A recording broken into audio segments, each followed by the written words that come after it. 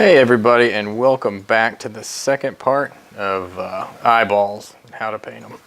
So let's start out with getting some of our black on the palette, and we're going to rough in where the irises are going to be. Now if you're going to be doing detail work like this, I do recommend that you get a good brush. Again, I use Winsor Newton Series 7s, and this is a normal. It's not a miniature because they do make a miniature line. But it's just a size 0 round, and it holds a really good point when you're painting. Now I'm going to take some of my Reaper Black here, thin it down. I don't want it too thick for when I'm roughing in shapes, and you know, for the sake of randomness with these eyes, I'm just going to rough in a circle like that. Again, when you're trying to pull straight lines, always position the model to where you can pull your paintbrush toward you. Now I know when there's areas like the little lips here, you might have to flick the brush in the opposite direction, but for the most part, you're going to do a lot better if you pull your lines straight toward you. Now let's see, we need another iris, and I don't want to put it in a spot that's too hard to get to. Now I'll probably only paint one of these on film, but I want to get the other one kind of roughed in.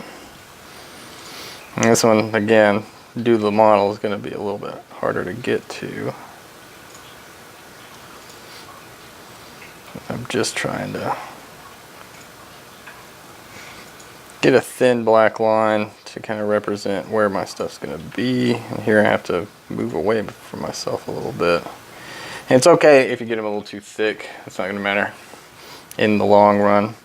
That's pretty good for two roughed in eyes, and keep it creepy. Keep a lot of the white showing in the eye. Okay. Next color, we're going to use Vallejo Scorpion Green.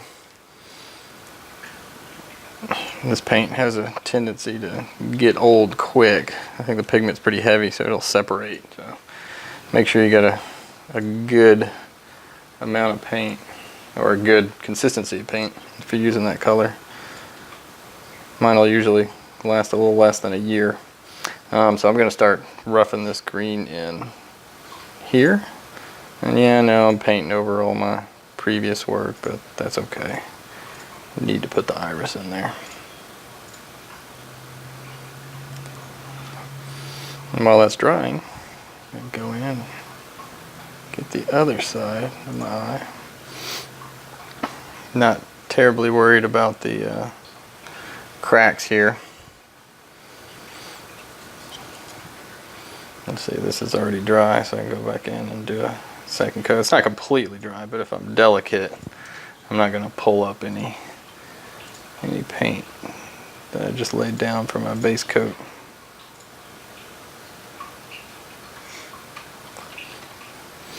And again, just keeping it kind of simple. We're going to work our way up to this.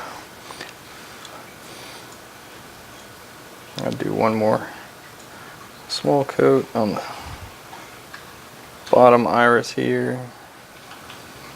Now if you're thinking about doing freehand, I always do recommend that you get some reference. Reference makes a big difference when you're painting.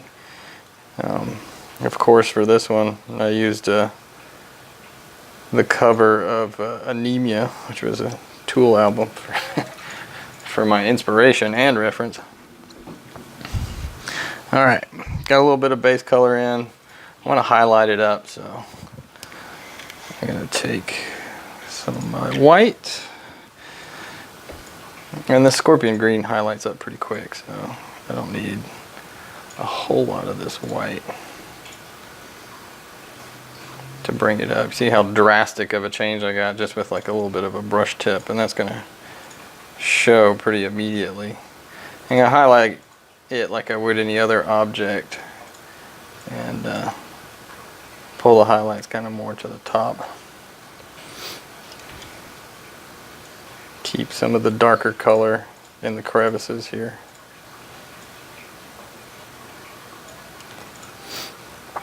Add a little more white.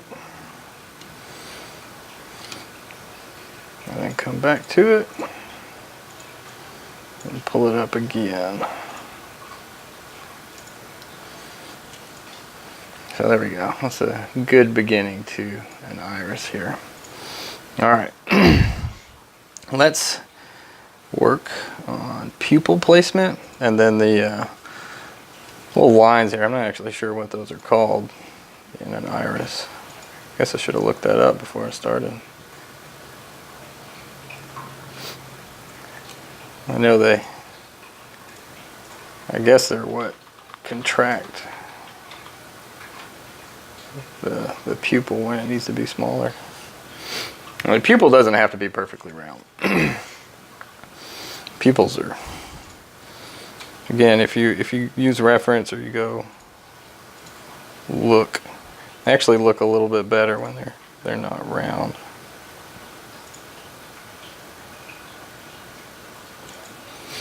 And we're gonna force that here in a second. I got a little bit of a, if you ever notice you get little pieces of fuzz on the end of your brush, wipe those off before you try to start painting again.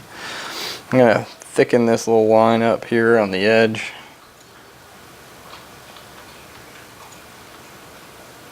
I'm not worried about hitting the eyelid because I'm gonna go in and repaint that.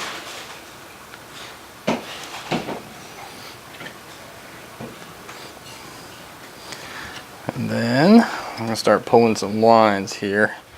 Now to begin with, I'm going to pull them from the outside straight toward the pupil, and then I'll make a few reference ones for my angles, so I'll know, so I won't kind of get out of whack while I'm putting these around the iris. I'm trying not to make them too even, but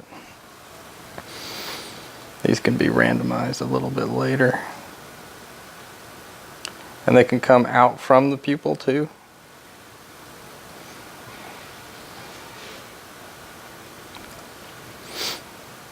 I need to thin my black down just a little bit. So I got the start to these little iris lines now. Again, real thin and delicate, sort of. Bring them in, and what we're going to do is come back with some more of our green, and we'll hit it back from the other direction. And we're going to actually add some blue too.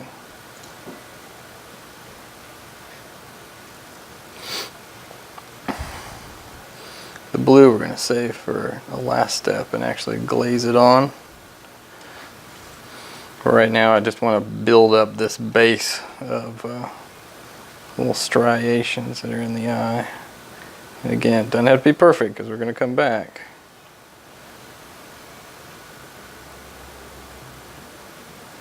And we're going to add more to it.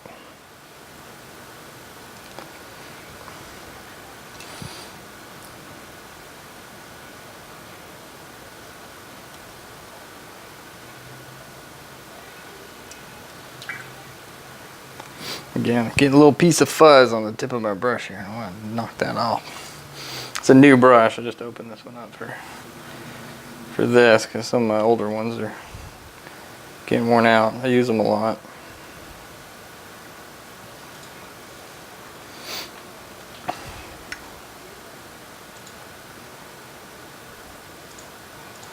Just trying to get a little detail under that eyelid there. I'm pulling in. Alright, go back, get some of this lighter green that we mixed up, darken it down just a little bit, and then I want to rough up the edge here around the eye. See how just a little bit of that green starting to go in? Because I don't want a perfect edge where my lines are leading in and out of.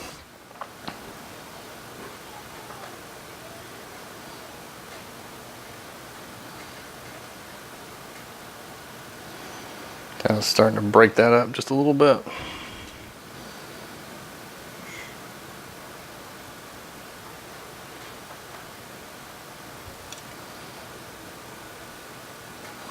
A little bit of back and forth.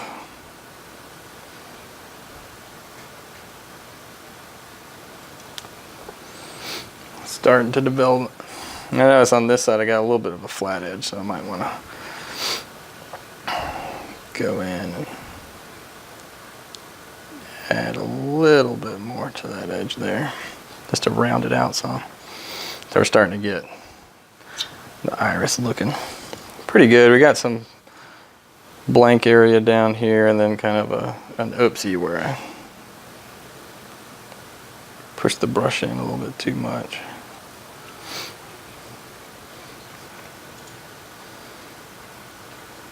Getting some more green and white. I see this thick line here. If I want to divide that up, I just go in and kind of hit it.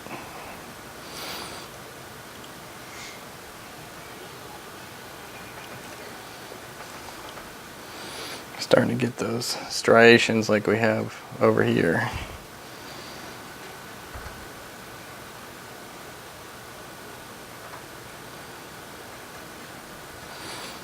Pull out some of these, that little black dot down there. I don't like that, so I want to make it more of a line.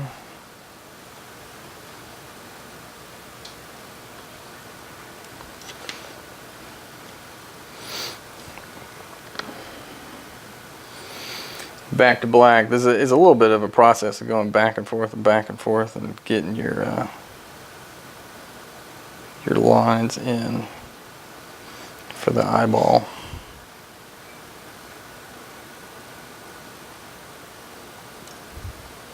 Because you want them faint, you want them to look like they're part of the eye, but you also want to be able to see them. You get up close on there.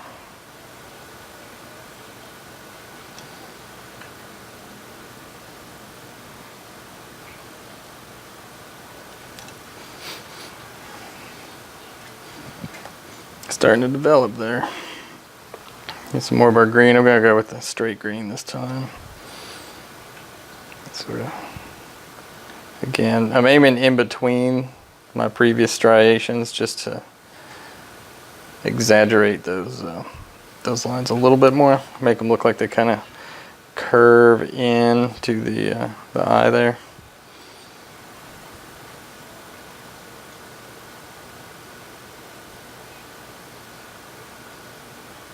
And the same thing with the pupil. I want to pull some of my green in there just a little bit. If I go too far, I can always go back and touch it, but just to give it that little bit of a irregularity there. All right, let's look at adding some more tone to this. So I'm gonna get some of my magic blue out. And let's do a glaze. Again, a glaze is a very watered down, basically a wet dry brush. It's like what I like to call it. So your consistency is to where the paint's kind of pulling back into itself. If I pull it out, you see how it pulls back in? And then taking a paper towel, basically wiping it all back off. And then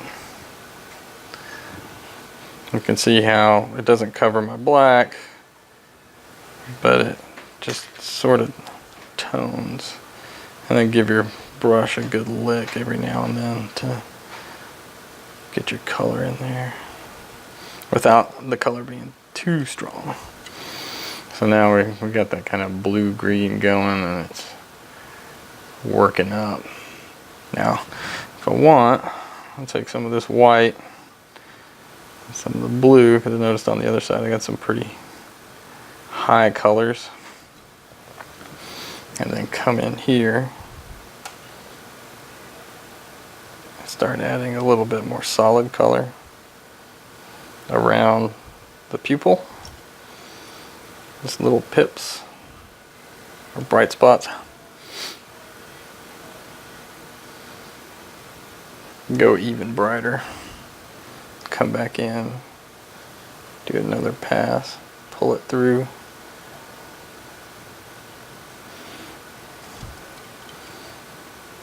Got a lot of hands coming out of his mouth. It's gonna be hard to get around those.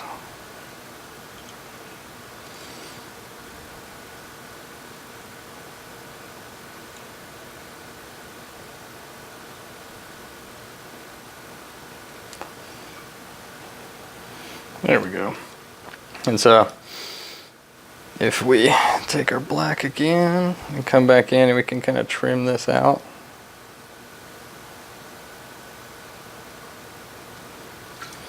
Still getting fuzz on the end of my brush. New brush.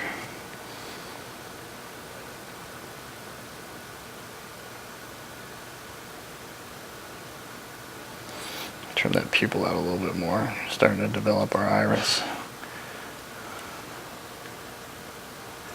Now we need to maybe shade it down a bit.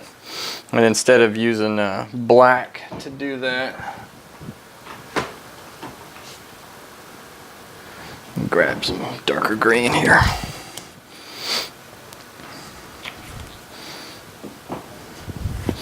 Just for around the outside of the iris. Keep a little bit of my scorpion green in there and do what I did before. Add some water to it. Pull it, wipe it off. Come back in. Just glaze it around the outside edge. It'll also help to tone back the black a little bit, because you don't want it like super stark.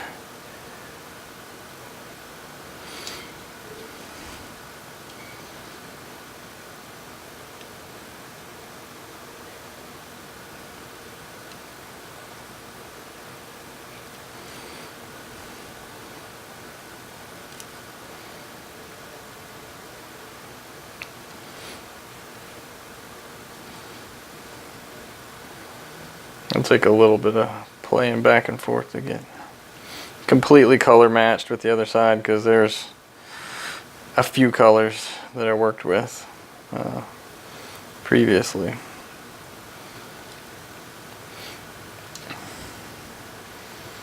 Again with the green and white.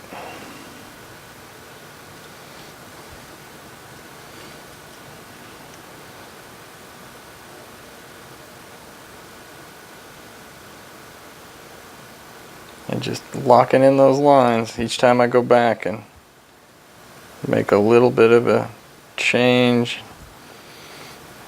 add a touch of detail to it.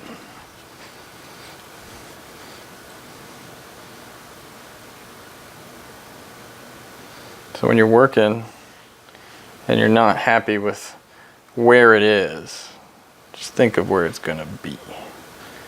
Keep going. Keep adding those layers, because you're working toward an end goal. The first brush stroke isn't going to be the deciding factor in what your paint job's going to look like.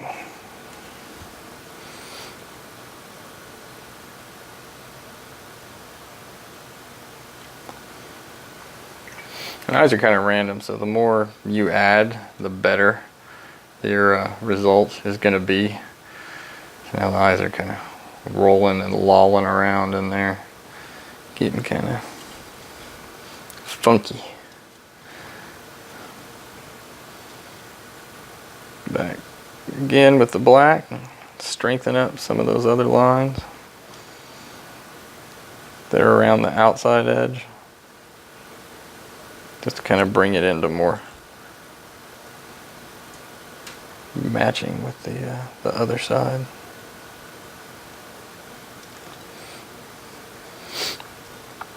Maybe a little bit bigger around this outer edge too.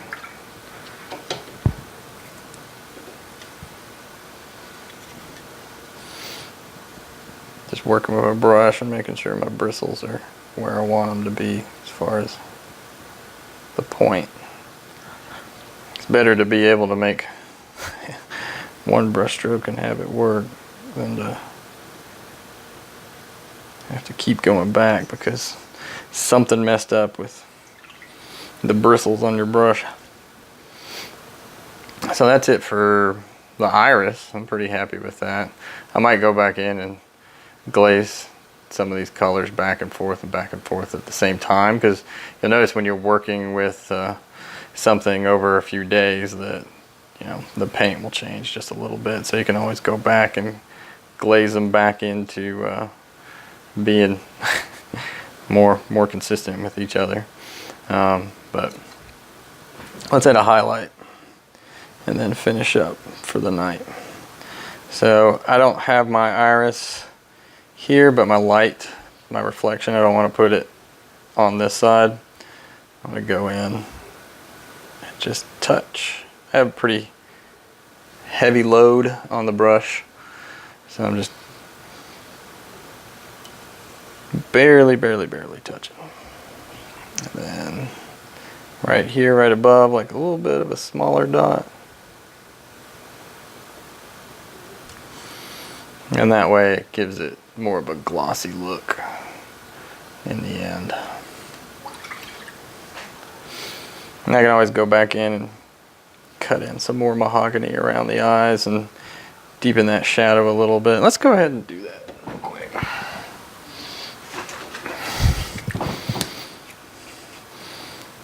I know I always say I'm going to go back and do stuff, but I might as well show you guys. I want you to see the whole process. I don't want to keep you for too long, but let's see.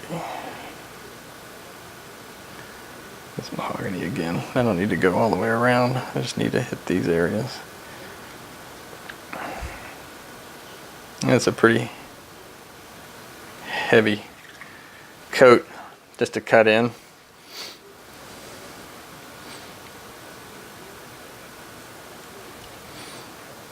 There we go. I can even go up into the eye just a little bit. See a little bit of brown go in.